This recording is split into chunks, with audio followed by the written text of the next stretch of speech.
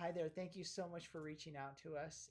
My name is Cameron Knight, and I have with me my lovely wife, Vanessa Joy Knight. Hello. I can be awful at pronouncing names, so I won't try to pronounce yours.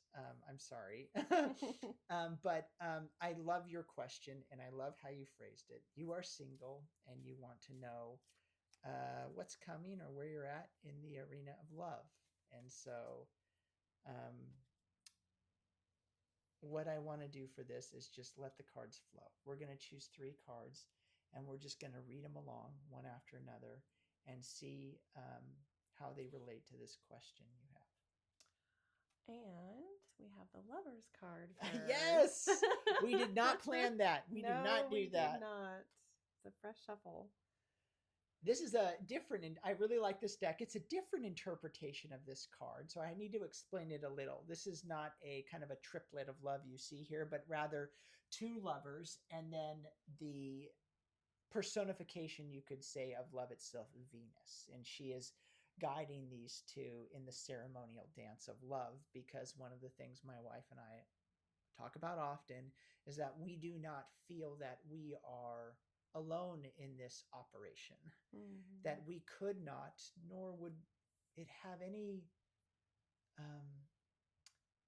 I don't know what it would look like without that third element. It's such a critical part of it. And it is why we should enter it with pure heart and honest intention, because without that, we're just on our own. And so, anytime there are two gathered, as we are told in the scriptures, in my name, there I will be. And this speaks of that element of love. Um, this is kind of an interesting thing. I'd like to kind of comment about this. This masculine figure is kind of looking upwards and onwards towards the goddess of Venus. And this feminine figure seems a little down and out. She kind of seems like she's not feeling herself. She's looking towards the camera, so to speak, instead of in that adoration of this ritual. She's hunched downward and not standing tall with the others. And so I just feel that as an intuitive prompt to let you know, hang in there, and to really start speaking well of yourself to you to yourself. And that is coming from somebody that has always had a very hard time doing that, and for being self-critical and kind of what's the word? Um, when you kind of poke fun at yourself. Self-deprecating. Yes, self-deprecating. Something I've always been really bad at, and it's a common trait of those who err on the side of humility and are not so ostentatious, and actually would do very well in love.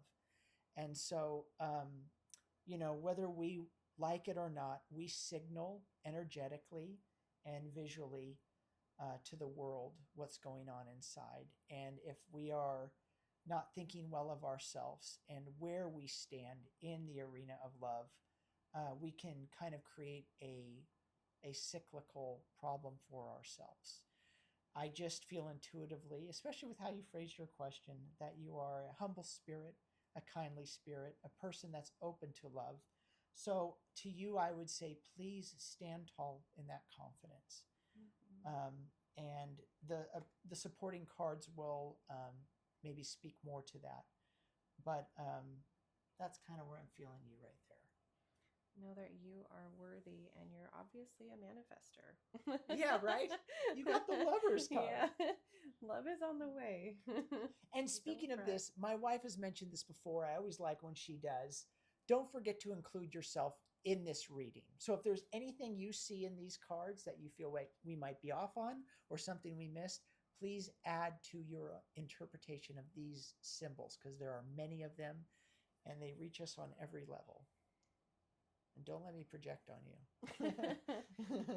With that said, the next card is the Page of Swords. Yes, this is a great card, because this is you could call the page, he is the first and the smallest, you could say, in the royal fleet.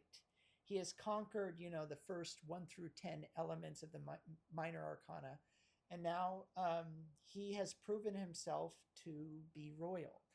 But he or she is also kind of small in stature when it comes to this arena. But because they are blessed by the virtue of their spirit, they are able to, I mean, magnificently conquer the odds, so to speak. And this depiction is very well depicted, to use that word twice, in the biblical or Old Testament story of David and Goliath. So you have this kind of unassuming, just like delicate figure that has just slayed and beheaded this, this giant. So to me, that is overtly and obviously saying you are equipped for this. And that if you assert your confidence, which comes from a knowing, a self knowing that you are on the right track, you will prevail. And I'm not just saying that. I mean, this is what the cards really are kind of aiming towards. And to use a new age hip term, slay girl. Yeah, slay girl. You slay girl. Slay all day. All right. I think this is the Wheel of Fortune, no? Let me see it. Oh no, that is the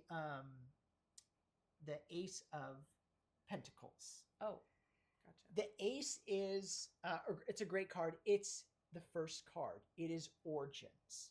In all beginnings dwells a magic force is one of my favorite phrases. I love beginnings because that is where all the overt magic happens. Beginnings can kind of get the best of us sometimes because we can see so much happening in that time, whether in love or a fitness regime or a new job. You're really feeling yourself at first. And then you really have to start earning that more.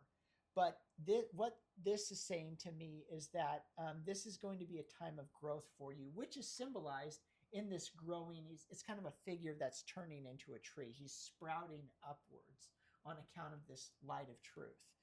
And so to me, it's a very promising card in reading that you are ready to, that you're going to see something in the arena of love shortly. We cannot offer you a specific timeline as to how that and when that's going to happen. But to me, this speaks of things to come in short order. And you are aligned with that energy. And love, I just feel it is one of those things. Once you have, everything is in alignment, so to speak. Your life can change in a day. And I think that's going to come from that confidence again. I'd like to do just one more card since that's the main anchor. Oh, sure. And just do one more. Right in the middle. The Emperor. Okay, awesome. The Emperor is part of the major arcana, and it's a masculine card, not to be necessarily associated with male, but the active principle of life. And so to me, again, this speaks of an authority and of a confidence in really articulating yourself. One of the things I wish I would have learned way back in the day, I know it's cliche, I know we've all heard it, is to just be yourself and to be proud in it because there is somebody for you. And they're going to love every quirk, every kink, every, feature and disposition of your quality, and they're going to love it. And for those things about you that they might not have known they liked, that the element of love will soften all those things. If I met my wife, my very first day I met her, and I told her all the things I was interested in, and she knew all my foibles, I don't think she'd be into me. But since over time we've developed a love, it's like love softens it, and it makes room for a lot of grace. And so you don't have to nitpick every little thing about yourself or, but be yourself and be confident in it. Definitely don't hide because it always reveals itself anyway. Yes, that's a great, great point. This does not speak of arrogance. It does not speak of a dominating spirit, these cards, because I can see how one might think that. Humility, the opposite of humility is not ostentatious, overt, force. It's just a knowing. It's faith personified. And a grace. Yes, and a grace and a calmness. When you are in the flow of life, you just sing. You're like a bell, and you just ring out to everything around you. And those of your residents, they will hear that sound. And all the rest will be unaware, and That's the grace, and that's the safety of this operation. You know, it's it's a beautiful thing. I'm glad you've reached out for this question, and to me, this has been a very promising reading. So I will leave it at that on my end. Do you have anything to add? I just want to say you're becoming a magnet for all that is meant for you. And whether what's meant for you is going to teach you something that you can grab hold of in the realm of love in order to utilize later on, or if that will bring in that person which will sustain with you, you are on the right path, headed the right direction. Beautifully said. Let's do a little extra credit. We're going to give you an oracle card because it's a one-word card. Okay, you can jot this and down. it can be like it's a little prompt to just kind of help you answer the question, well, where should I kind of like go Like in a this direction? mantra. Yeah, how should I articulate this whole thing? And the card is, oh, excellent. It's a hard card to interpret. How perfect. Good grief. Usually there's a word associated with it, but don't worry. I know. I know what this means. I don't know what this means. Let's do We're going to do then. a different one. I hope that doesn't take away from this. The spirit has a sense of humor. Yes. Okay, we're going to do this. I'm sorry about that. The card is individuation. It fits perfectly. I know it's a second draw with what we said. It was meant to be.